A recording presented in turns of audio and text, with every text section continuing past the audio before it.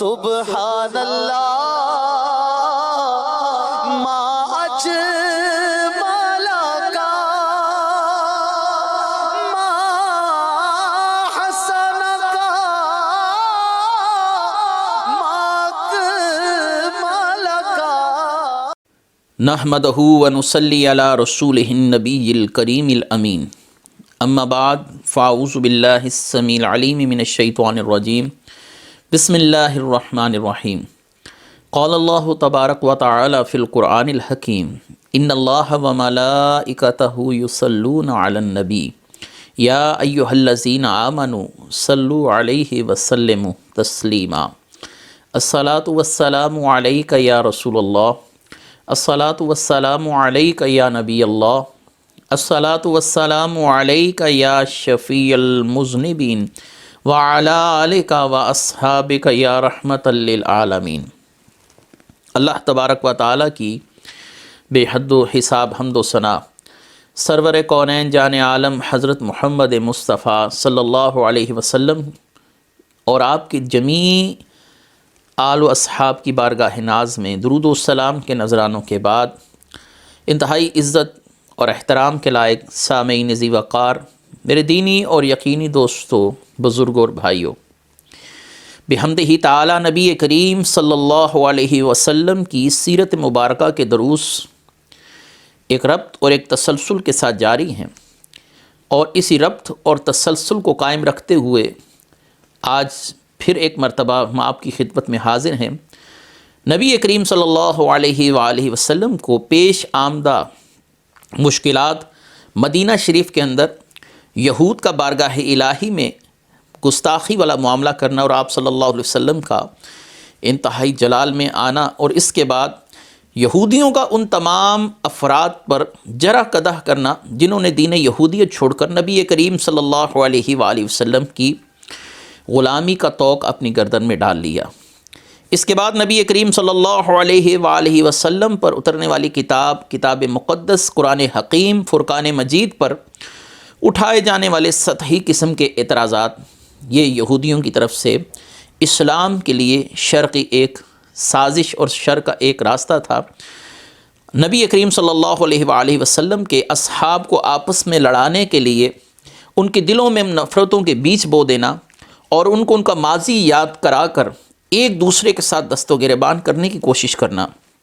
یہ یہودیوں کے ان معاملات میں تھا کہ جو اسلام کے خلاف بغض رکھنے کے باوجود، بغض رکھنے کے ساتھ ساتھ اسلام کے خلاف سازشوں میں اور ناپاک عزائم میں مصروف کار رہتے تھے۔ نبی کریم صلی اللہ علیہ وآلہ وسلم کے لیے ایک بڑا چیلنج اسلام کی تبلیغ، دوسری طرف سے یہودیوں کی طرف سے ایسے ناپاک عزائم کو اور منصوبوں کو عملی طور پر ناکام کرنا، اور اب اسلام کے لیے ایک تیسرا اور اہم پہلو اور ایک اہم مسئلہ وہ مدینے کے اندر موجود منافقین کے ہر شر کا منہ توڑ جواب دینا اور ان کے ناپاک عزائم اور منصوبوں کو خاک میں ملانا تھا۔ نبی کریم صلی اللہ علیہ وآلہ وسلم کے اصحاب اور آپ صلی اللہ علیہ وسلم کی ذات والا صفات کو ایک طرف تو یہودیوں سے مختلف قسم کے چیلنجز کا سامنا رہا، جس کا ذکر ہم اپنے پچھلے درس کے اندر بڑی تفصیل کے ساتھ کر چکے۔ آج نبی کریم صلی اللہ علیہ وآلہ وسلم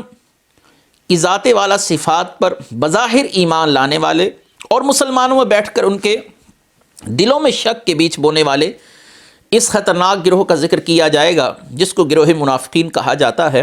اور اللہ تبارک و تعالی نے گروہ منافقین کے لیے سخت سے سخت سزائیں قرآن مجید فرقان حمید کے اندر بیان فرمائی۔ ایک مقام پر اللہ تبارک و تعالی نے منافقین شر انگیزیاں اور ان کے ناپاک منصوبوں کو سامنے رکھتے ہوئے ان لوگوں کے لیے جہنم کا سب سے آخری طبقہ اور سب سے آخری درجہ وہ ان کی سزا کے طور پر قرآن میں بیان فرمایا۔ اس سے آپ یہ بات بخوبی جان سکتے ہیں کہ نبی کریم صلی اللہ علیہ وآلہ وسلم کو منافقین کی طرف سے کتنی مزاحمت کا سامنا ہوگا اور منافقین کس حد تک اسلام کے لیے نقصان دہ رہے ہوں گے۔ آج ہم منافقین کی جو اسلام کے خلاف کاروائیاں ہیں ان کو بیان کریں گے، ان دھوکوں کو، ان خطرناک سازشوں کو بیان کریں گے جو منافقین اسلام کے خلاف کرتے رہے۔ نبی کریم صلی اللہ علیہ وسلم کی ذات والا صفات ان کے لیے بنیادی طور پر ہدف تھی۔ منافقین اصل میں وہ لوگ تھے جنہوں نے مفاد پرستی اور اپنے دنیاوی اغراض کو پس پشت ڈال کر دنیاوی اغراض کے پیش نظر اور دین کے اغراض کو پس پشت ڈال کر اسلام کو قبول کیا تھا۔ تو نبی کریم صلی اللہ علیہ وآلہ وسلم و تحیہ و ثنا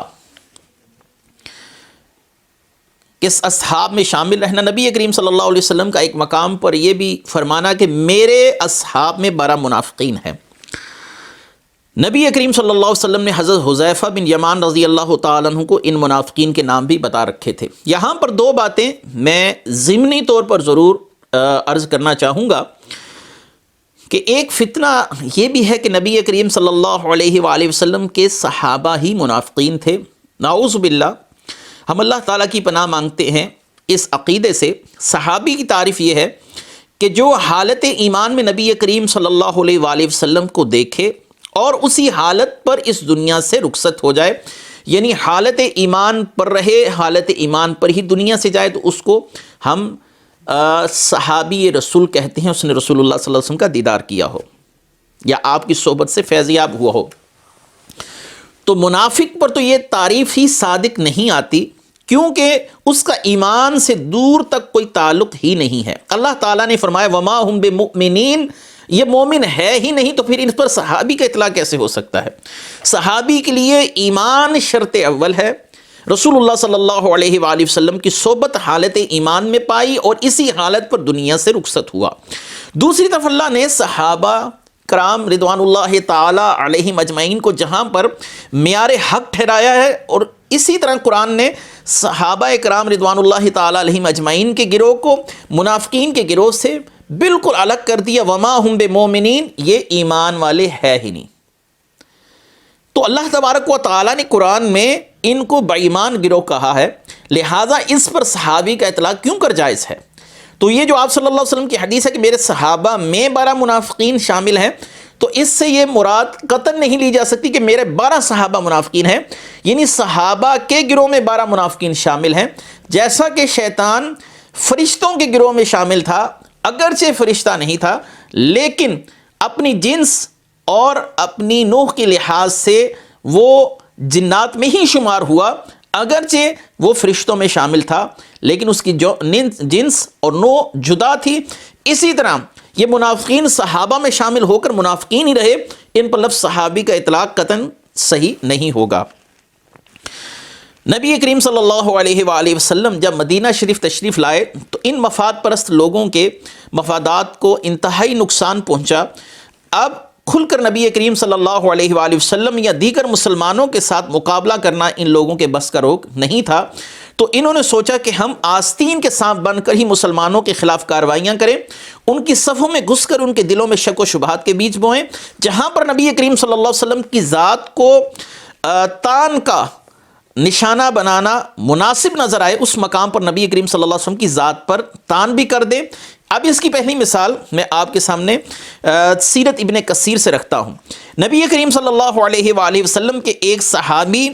جن کی اونٹنی گم ہو گئی اور وہ پریشان تھے کیونکہ مفلس تھے، غریب تھے، اسی اونٹنی پر ان کی گزر بسر تھی، تو نبی کریم صلی اللہ علیہ وسلم کے یہ صحابی بھاگتے ہوئے بارگاہ رسالت صلی اللہ علیہ وسلم، بارگاہ نبوی صلی اللہ علیہ وسلم کی طرف تشریف لا رہے تھے، تو راستے میں ایک منافق زید بن السلت نے صحابی رسول سے پوچھا کہ تم کہاں جا رہے ہو؟ صحابی رسول نے کہا کہ میں نبی کریم صلی اللہ علیہ وآلہ وسلم کی بارگاہ اقدس میں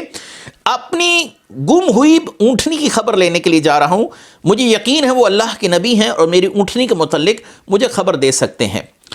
منافق کہنے لگا وما یدریہ بالغیب، محمد صلی اللہ علیہ وسلم غیب کیسے جانتے ہیں؟ وہ غیب نہیں جانتے۔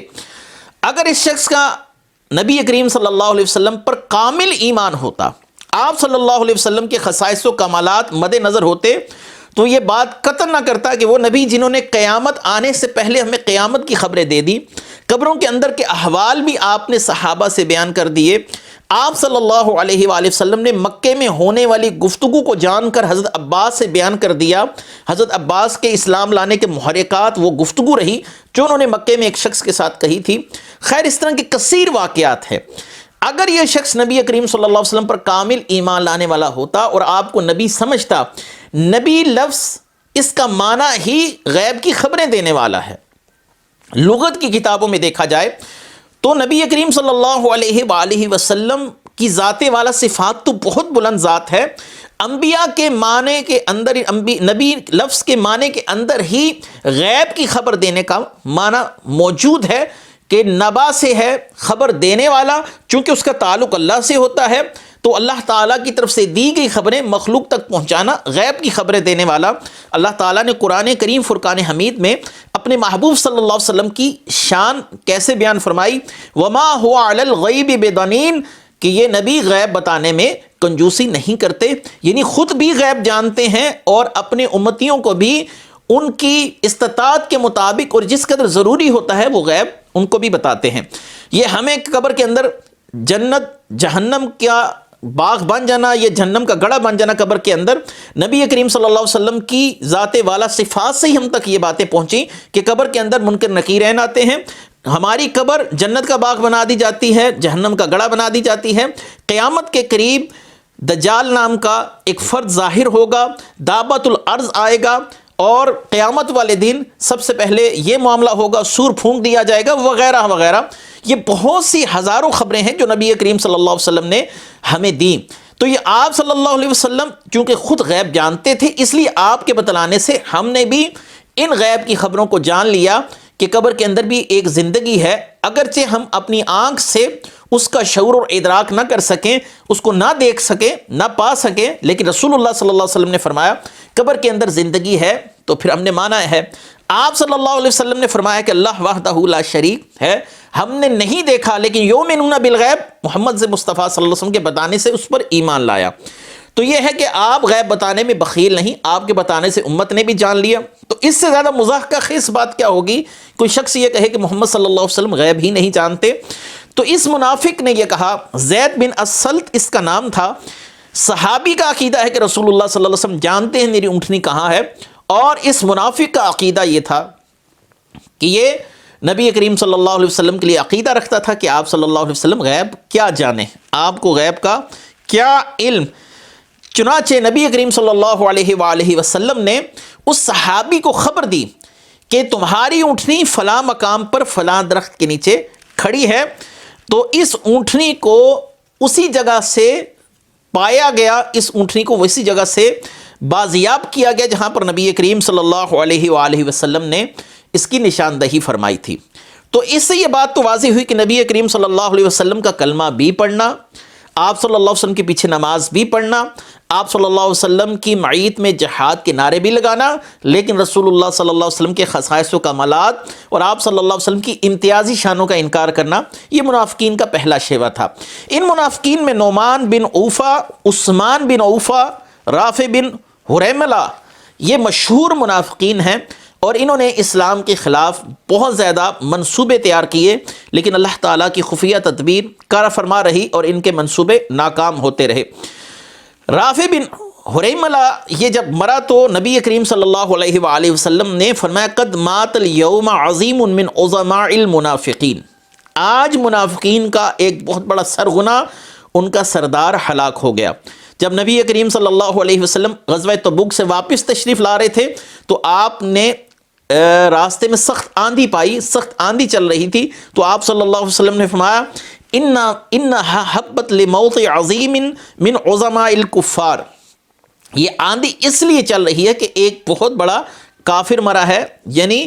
رافع کی طرف نبی کریم صلی اللہ علیہ وسلم کا اشارہ تھا۔ تو آپ صلی اللہ علیہ وسلم کا اتنے سخت الفاظ کے ساتھ اس شخص کا ذکر کرنا، حالانکہ بظاہر وہ کلمہ گو تھا، لیکن آپ نے فرمایا کہ عظماء الکفار، یہ کفار کے سرداروں میں سے تھا، بڑوں میں سے تھا۔ اس کا مطلب یہ ہے کہ منافقین پر لفظ صحابی کا اطلاق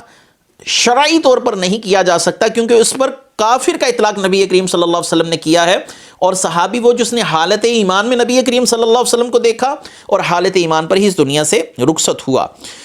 دوسرا، نبی کریم صلی اللہ علیہ وسلم کی بارگاہ میں بیٹھ کر نبی کریم صلی اللہ علیہ وسلم کی طرف سے بیان کی گئی گفتگو پر تنقید کرنا، خسر پھسر کرنا، آپ صلی اللہ علیہ وسلم کی باتوں کے اندر سے ایسی ایسی باتیں نکال کر باہر نکالنا جس سے آپ صلی اللہ علیہ وآلہ وسلم کی تعلیمات پر مسلمان جو نو مسلم ہیں ان کے دلوں میں شک شبے کے بیج بوئے جا سکیں۔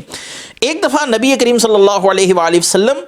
مسجد کے اندر بیان فرما رہے تھے تو چند منافقین آپس میں آہستہ آہستہ سرگوشیاں کر رہے تھے، اور ان کی توجہ کا مرکز نبی کریم صلی اللہ علیہ وسلم کی ذات نہیں تھی، بلکہ آپ کی فرمائی ہوئی گفتگو کے اندر وہ ایسی گفتگو تلاش کر رہے تھے کہ جس سے نبی کریم صلی اللہ علیہ وسلم کے صحابہ کے دلوں میں ہم شک و شبہات کے بیچ بو سکیں۔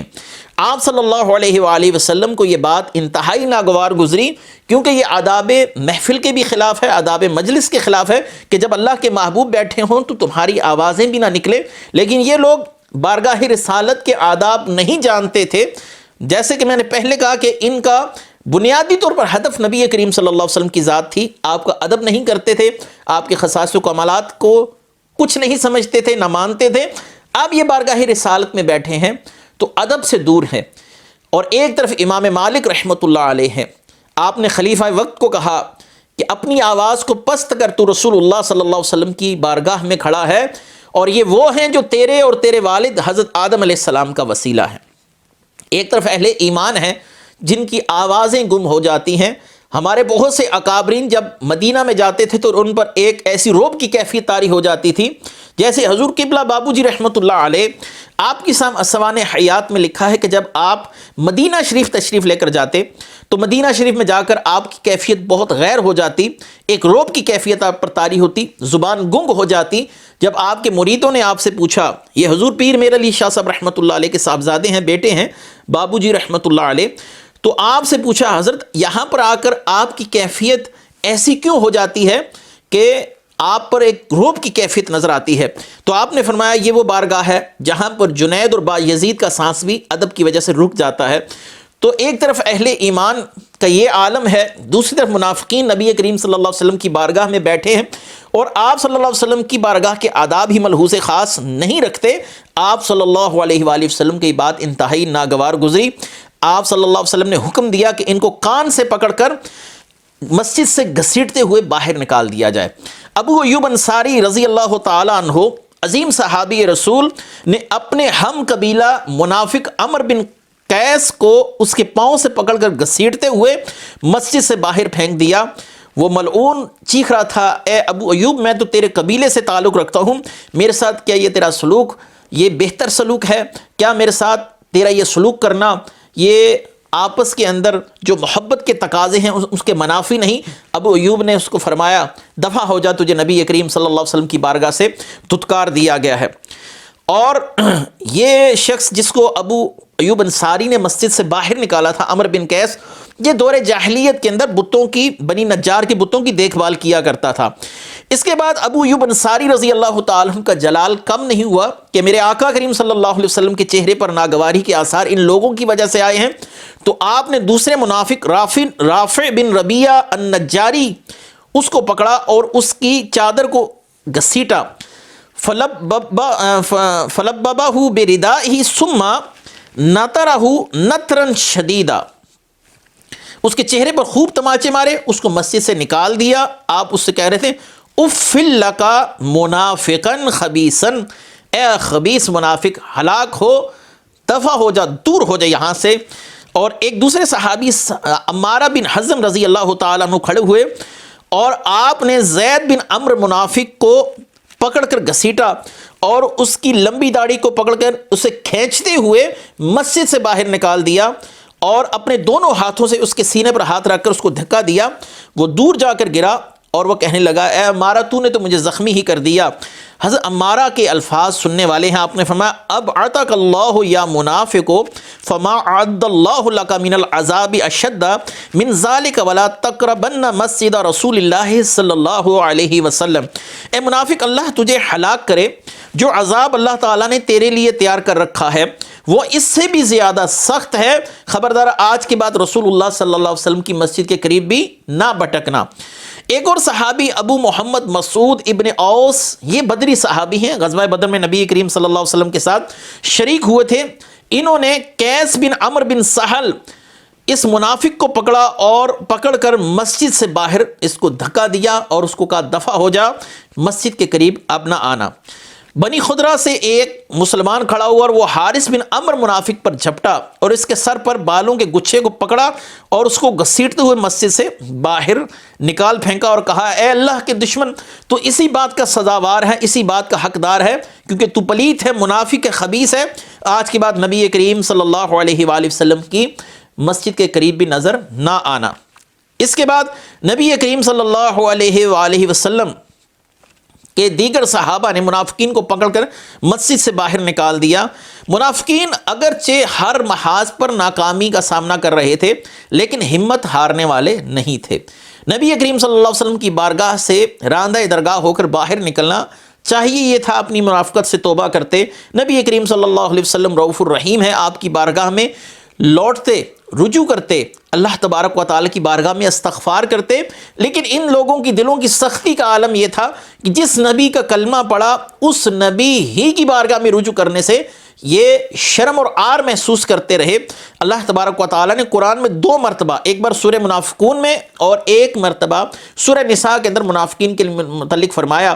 کہ جب ان کو کہا جائے کہ اللہ کے محبوب کی طرف آؤ، وہ تمہارے لیے اللہ کی بارگاہ میں استغفار کریں، یصدون عنک صدودا، اے محبوب آپ دیکھیں گے یہ لوگ اپنے سروں کو جھٹکتے ہیں، یعنی آپ کی طرف آنے سے اجتناب کرتے ہیں۔ اے محبوب آپ کو وسیلہ بنانا ہی نہیں چاہتے۔ اور اہل ایمان کے لیے فرمایا جب یہ اپنی جانوں پر ظلم کرے آپ کے پاس آئیں، آپ کے پاس آ کر اللہ کی بارگاہ میں استغفار کریں، آپ کی بارگاہ میں بیٹھ کر استغفار کریں، آپ بھی اللہ کی بارگاہ میں ان کے لیے استغفار کریں، یعنی شفاعت کر دیں تو یہ اللہ کو بخشنے والا پائیں گے۔ اہل ایمان تو بھاگتے ہوئے رسول اللہ صلی اللہ علیہ وسلم کے پاس آتے تھے، یا رسول اللہ ہمیں پاک کر دیجئے، ہم سے گناہ ہو گیا، یا رسول اللہ صلی اللہ علیہ وسلم اللہ کی بارگاہ میں ہمارے لیے معافی طلب کیجئے۔ جبکہ منافقین اپنے سروں کو جھٹکتے تھے، وہ رسول اللہ صلی اللہ علیہ وسلم کی ذات کو واسطہ اور وسیلہ بنانا جائز ہی نہیں سمجھتے تھے، یا رسول اللہ صلی اللہ علیہ وسلم کی قدر و قیمت سے کما حقہ آشنا ہی نہ تھے۔ ان منافقین کا سلسلہ اوس و خزرج کے قبائل کے اندر بھی پھیلا ہوا تھا، جو مفاد پرست لوگ اسلام کے ساتھ صرف دنیاوی مفادات کے لیے جڑے ہوئے تھے کہ ہمیں مال غنیمت سے حصہ ملے اور ہم مسلمانوں کی تلوار سے بچے رہیں، ہمیں جو ذلت کی زندگی بطور یہودی جینی پڑے گی ہم اس یہودیت کی زندگی سے باہر نکل کر بحیثیت ایک مسلمان اس ذلت سے باہر رہیں۔ ان کے حقیقی مقاصد دنیا کے اندر اپنی عزت اور اپنی نمود و نمائش کے لیے اسلام کو قبول کرنا تھا، نہ کہ اللہ کی رضا یا اللہ کے رسول کی محبت میں۔ تو ان 2 قبائل اوس و خزرج کے منافقین، انہوں نے بھی اسلام کے خلاف اور نبی کریم صلی اللہ علیہ وسلم کے خلاف جہاں موقع ملا، جب موقع ملا، اپنا منصوبہ تیار کر کر اس کو عملی جامہ پہنانے کی بھرپور کوشش کی۔ انہی واقعات میں ایک اہم واقعہ جلاس بن سوید بن الصامد، یہ جلاس یہ بہت بڑا منافق تھا، منافقین کا سرغنہ تھا، اور اس نے ایک عورت سے نکاح کر رکھا تھا۔ اس عورت کے پہلے شوہر میں سے ایک بیٹا بھی تھا جس کا نام حمیر بن سعد تھا۔ حمیر بن سعد بڑے عظیم صحابی تھے، رسول اللہ صلی اللہ علیہ وسلم سے محبت کرنے والے تھے۔ حمیر بن سعد اپنے سوتیلے باپ جلاس سے بھی محبت کرتے تھے اور اس کا ادب کرتے تھے، اور حمیر بن سعد رسول اللہ صلی اللہ علیہ وسلم سے بھی بہت محبت کرتے تھے۔ جلاس نے ایک دفعہ بیٹھے ہوئے کہا کہ نبی کریم صلی اللہ علیہ وسلم کے لیے اس کا یہ جملہ تھا، لَإِن كَانَ هَذَا الرَّجُلُ صَادِقًا لَنَحْنُ شَرٌّ مِّنَ الْحُمُرِ، اگر یہ شخص سچا ہے، یعنی نبی کریم صلی اللہ علیہ وسلم کی طرف اشارہ کی، اگر یہ شخص سچا ہے تو پھر سمجھ لو ہم گدھوں سے بھی بدتر ہیں، گدھوں سے بھی برے ہیں۔ جلاس کی یہ بات سن کر ان کا جو بیٹا تھا حمیر بن سعد، اس نے اپنے سوتیلے باپ کو کہا کہ میں اگرچہ تجھ سے محبت بھی کرتا ہوں، تیرا ادب بھی کرتا ہوں، لیکن تو نے آج رسول اللہ صلی اللہ علیہ وسلم کے لیے انتہائی نازیبا بات کہی ہے، اور اگر میں رسول اللہ صلی اللہ علیہ وسلم سے اس بات کا ذکر نہ کروں تو میرا ایمان غارت ہوتا ہے،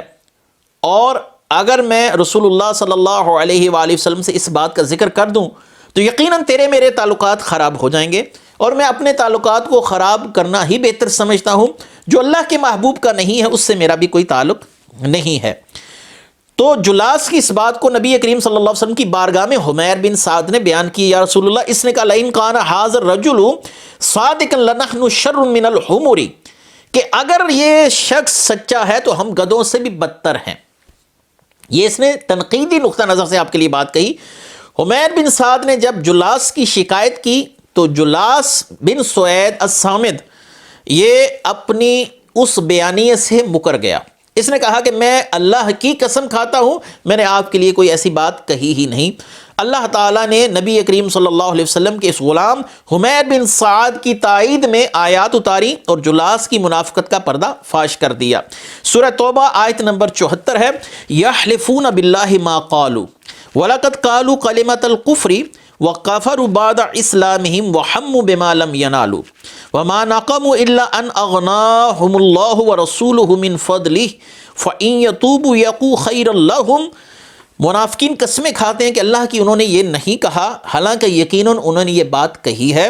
کفر کی بات، انہوں نے کفر اختیار کیا اسلام لانے کے بعد. یہ اسلام لانے کے بعد یہ اشارہ جلاس کی طرف ہے کیونکہ وہ بظاہر مسلمان ہو چکا تھا. وَحَمُّوا بِمَا لَمْ يَنَالُوا اور وہ اس چیز کو نہ پا سکے جس کا ارادہ کرتے ہیں، یعنی اے محبوب آپ کی ناموس پر حملے کرتے ہیں لیکن ان کو سدا ہی ناکامی کا سامنا رہے گا. اور ان کو کتنا ہی برا لگا کہ غنی کر دیا اللہ اور اس کے رسول نے اپنے فضل سے، اگر وہ توبہ کر لیں تو یہ بہتر ہوگا ان کے لیے. بعد میں جلاس نے اللہ کی بارگاہ میں سچے دل سے توبہ کی اور اسی پر مستحکم رہا. اسی قبیلے کا ایک اور شخص تھا جس کا نام نبطل بن حارث. علماء کرام نے لکھا یہ نبی کریم صلی اللہ علیہ وآلہ وسلم کے لیے انتہائی نازیبا کلمات اور آپ صلی اللہ علیہ وسلم کے لیے انتہائی گری ہوئی بات کہتا تھا. جہاں کہیں بیٹھتا کہتا انما محمد اذن من حدثہ شیئا صدقہ، کہ محمد کانوں کے کچے ہیں، ان سے کوئی بھی بات کی جائے ہر شخص کی بات کو مان لیتے ہیں. اللہ تبارک و تعالی نے اس گستاخ کی گستاخی کو گوارا نہ کیا اور اپنے محبوب کی شان میں سورہ توبہ آیت نمبر 61 کی آیات کا نزول فرمایا. وَمِنْهُمُ الَّذِينَ يُؤْذُونَ النَّبِيَّ وَيَقُولُونَ هُوَ أُذُنٌ قُلْ أُذُنُ خَيْرٍ لَكُمْ يُؤْمِنُ بِاللَّهِ وَيُؤْمِنُ لِلْمُؤْمِنِينَ وَرَحْمَةٌ لِلَّذِينَ آمَنُوا مِنْكُمْ وَالَّذِينَ يُؤْذُونَ رَسُولَ اللَّهِ لَهُمْ عَذَابٌ عَلِيمٌ. اور کچھ ایسے ہیں جو اپنی بد زبانی سے اذیت دیتے ہیں نبی کریم صلی اللہ علیہ وسلم کو اور کہتے ہیں یہ کانوں کے کچے ہیں. فرمائیے وہ سنتا ہے جس میں بلا ہے تمہارا، یقین رکھتا ہے اللہ پر اور یقین کرتا ہے مومنوں کی بات پر، اور وہ سراپا رحمت ہیں ان کے لیے جو ایمان لائے تم میں سے. اور جو لوگ دکھ پہنچاتے ہیں اللہ کے رسول کو ان کے لیے دردناک عذاب ہے. نبی کریم صلی اللہ علیہ وآلہ وسلم نے ایک مقام پر فرمایا من احب ان ينظر الى الشیطان فلینظر الى نبطل بن الحارث. جو چاہتا ہے کہ دنیا میں گھومتے پھرتے ہوئے شیطان کو دیکھے وہ نبطل بن حارث کو گھومتے ہوئے دیکھے. یہ نبطل بن حارث طویل القد شخص تھا، آنکھیں اس کی سرخ تھی، رنگ اس کا سیاہ تھا، بال کھڑے رہتے تھے، عجیب و غریب اس کی حیت تھی. ایک دفعہ حضرت جبریل علیہ السلام نے نبی کریم صلی اللہ علیہ وسلم کی بارگاہ میں آ کر کہا یا رسول اللہ یہ جو شخص ہے، یعنی ان کا اشارہ نبطل بن حارث کی طرف تھا، یا رسول اللہ اس کا جو جگر ہے یہ گدھے کے جگر سے بھی زیادہ سخت ہے، اس پر نصیحت اثر نہیں کرتی، آپ اس کو جتنی مرضی نصیحت کر لیں یہ لوگ نصیحت قبول کرنے والے نہیں ہیں. اس کے بعد منافقین میں مشہور نام ابو عامر فاسق کا ہے. یہ مدینہ شریف میں پہلے سے آباد تھا اور رہبانیت اختیار کیے ہوئے تھا، یعنی لوگوں سے کم ملنا، کھانے پینے کے معاملات میں انتہائی معتدل رہنا، بہت کم کھانا کھانا اور مخصوص لباس پہننا اور دنیا سے جدا رہنا، شادی وغیرہ نہ کرنا، اس کو رہبانیت کے نام سے تعبیر کیا جاتا ہے. ابو عامر فاسق خود کو رہبانیت سے موسوم بھی کرتا تھا اور اس کا دعویٰ یہ تھا کہ میں دین ابراہیمی پر کامل طریقے سے عمل کرنے والا ہوں، اور جو یہ نبی کریم صلی اللہ علیہ وآلہ وسلم لائے ہیں یہ دین ابراہیمی نہیں، اس کے علاوہ کچھ اور ہے. دین ابراہیمی کے اندر انہوں نے بہت سی چیزوں میں تحریفات کر دی ہیں. تو نبی کریم صلی اللہ علیہ وآلہ وسلم کے ساتھ اس کی ایک دفعہ گفتگو ہوئی تو آپ صلی اللہ علیہ وآلہ وسلم نے اس کو دعوت فکر دی. اس نے کہا کہ آپ نے دین ابراہیمی میں بگاڑ پیدا کر دیا ہے اور آپ جھوٹے ہیں نعوذ باللہ. القاذب اماتہ اللہ طریدا غریبا وحیدا، کہ اللہ تعالیٰ اس شخص کو، اگر میں جھوٹا ہوں تو اللہ تعالیٰ اس شخص کو جو جھوٹا ہو، وہ آپ ہوں یا میں ہوں، اللہ تعالیٰ اس کو غریب الوطنی میں تنہا موت دے۔ نبی کریم صلی اللہ علیہ وسلم نے فرمایا اجل فمن قذب یفعل اللہ ذلک بہ، بے شک جو جھوٹ بولتا ہے اللہ تعالیٰ اس کے ساتھ ایسا ہی سلوک کرے۔ چنانچہ اللہ تعالیٰ نے اس کے ساتھ ایسا ہی معاملہ فرمایا۔ یہ غریب الوطنی کی موت مر گیا، اپنے 10-15 عقیدت مندوں کو لے کر مدینہ چھوڑ کر مکے کی طرف روانہ ہوا، اور پھر مکے سے جب اس کو علم ہوا کہ مکے میں اسلام آ چکا ہے اور اسلام کا پرچم لہرا چکا ہے، فتح مکہ ہو چکا ہے، تو یہ مکہ چھوڑ کر طائف بھاگ گیا۔ طائف میں بھی جب اسلام پہنچا تو یہ طائف چھوڑ کر شام کی طرف بھاگ نکلا۔ اس کے بعد یہ شخص شام کی طرف بھاگ نکلا، اور جب شام میں مسلم افواج نے اپنے قدم رکھے تو وہاں سے غریب الوطنی اور قسم پرسی کی زندگی گزارتے گزارتے اس دنیا سے رخصت ہوا۔ جس وقت یہ شخص مرا اس وقت غریب الوطنی کی زندگی جی رہا تھا، اور اس کے ساتھ اس کا جنازہ پڑھنے کے لیے بھی افراد موجود نہیں تھے۔ نبی کریم صلی اللہ علیہ وسلم کی دعا بعینی ہی پوری ہوئی، جیسا کہ آپ صلی اللہ علیہ وسلم نے فرمائی تھی کہ جو جھوٹا ہوگا وہ اپنے اہل و عیال سے دور غریب الوطنی میں تنہا موت مرے گا۔ اس کے بعد قبیلہ خزرج کی طرف آتے ہیں۔ خزرج میں عبداللہ بن ابی بن سلول، یہ رئیس المنافقین تھا۔ ابن ابی سلول اس کو کہا جاتا ہے، اس کا ذکر قرآن کریم نے بھی چند مقامات پر کیا۔ یہ ایسا بدبخت شخص تھا، یہ بلند قامت وجیح الاثر با اثر شخصیت کا مالک تھا۔ خزرج اور اوس دونوں قبیلوں کی سیادت اس کو حاصل تھی، اور وہ فیصلہ کروانے میں اسی شخص کے پاس آتے تھے۔ نبی کریم صلی اللہ علیہ وسلم کی آمد سے اس کی سیادت کا سورج ایسا غروب ہوا کہ پھر دوبارہ نہ نکلا۔ نبی کریم صلی اللہ علیہ وآلہ وسلم کے آنے سے اور اسلام کے بڑھتے ہوئے اثر و رسوخ سے اس شخص نے اسلام تو قبول کر لیا تھا، ابن ابی سلول نے، لیکن اسلام کے خلاف حسد کی آگ اس کے دل میں ہمیشہ سلگتی رہی، اور غزوہ بنی مستلق کے موقع پر یہی بدبخت تھا جس نے کہا تھا یقولون لئن رجعنا الی المدینۃ لیخرجن الاعز منها الاذل۔ سورہ منافقون آیت نمبر 8۔ منافقین کہتے ہیں کہ اگر ہم لوٹ کر گئے تو مدینے میں سے نکال دیں گے عزت والوں کو، وہاں سے عزت والے ذلیلوں کو۔ نعوذ باللہ، اس کا اشارہ نبی کریم صلی اللہ علیہ وسلم اور آپ کے اصحاب کی طرف تھا۔ یہاں پر یہ بات انتہائی قابل غور ہے کہ نبی کریم صلی اللہ علیہ وسلم کی شان میں توہین کرنا اور آپ کے اصحاب کو گالی دینا یہ منافقین کا شعار رہا ہے۔ عبداللہ بن ابی سلول نے نبی کریم صلی اللہ علیہ وسلم اور معاذ اللہ آپ کے اصحاب کے لیے یہ لفظ استعمال کیا۔ اللہ تعالیٰ نے نبی کریم صلی اللہ علیہ وسلم اور آپ کے اصحاب کے لیے فرمایا وَلِلَّهِ الْعِزَّةُ وَلِرَسُولِهِ وَلِلْمُؤْمِنِينَ وَلَكِنَّ الْمُنَافِقِينَ لَا يَعْلَمُونَ۔ عزت اللہ کے لیے ہے، اس کے رسول کے لیے ہے، اور رسول کے غلاموں کے لیے ہے، لیکن منافقین یہ بات نہیں جانتے۔ اللہ نے عزت دی ہے اپنے محبوب کو اور ان کے غلاموں کو، لہٰذا وہ شخص منافق ہے آج بھی اس آیت کا مصداق ٹھہرتا ہے جو رسول اللہ صلی اللہ علیہ وسلم کی توہین کا مرتکب ہو، یا کسی طریقے سے رسول اللہ صلی اللہ علیہ وسلم کے اصحاب کا بے ادب ہو، اس پر لفظ منافق کا اطلاق ہی بہتر ہے۔ اسامہ بن زید رضی اللہ تعالیٰ عنہ بیان کرتے ہیں، یہ اب اسی ابن ابی سلول کا ایک واقعہ ہے، اس سے آپ اندازہ کر سکتے ہیں کہ رسول اللہ صلی اللہ علیہ وسلم کو کتنی اذیت دیتا تھا، اگرچہ خود کو مسلمان کہتا تھا، لیکن رسول اللہ صلی اللہ علیہ وسلم کو اذیت دینے کا کوئی موقع بھی اپنے ہاتھ سے جانے نہیں دیتا تھا۔ سعد بن عبادہ فرماتے ہیں رضی اللہ تعالیٰ عنہ، اسامہ بن زید فرماتے ہیں کہ سعد بن عبادہ رضی اللہ تعالیٰ عنہ بیمار ہوئے تو نبی کریم صلی اللہ علیہ وسلم ایک دراز گوش پر یعنی ایک گدھے پر تشریف فرما ہوئے، اور سعد بن عبادہ کی تیمارداری کے لیے اپنے غلامان کے ساتھ تشریف لے جا رہے تھے، تو راستے میں یہ ابن ابی سلول چند منافقین کے ساتھ بیٹھا ہوا تھا۔ نبی کریم صلی اللہ علیہ وآلہ وسلم نے اس مقام پر اتر کر اس کو نصیحت کرنا مناسب سمجھا،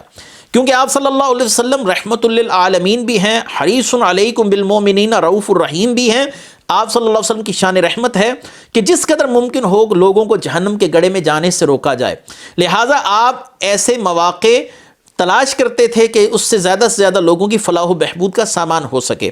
تو آپ صلی اللہ علیہ وسلم نے عبداللہ بن ابی سلول کو دعوت فکر دی، کچھ قرآن کی آیات پڑھی، اور اس کے عقیدے اور عمل کی اصلاح کے لیے اس کو کچھ مختصر سے انداز سے تبلیغ بھی فرمائی۔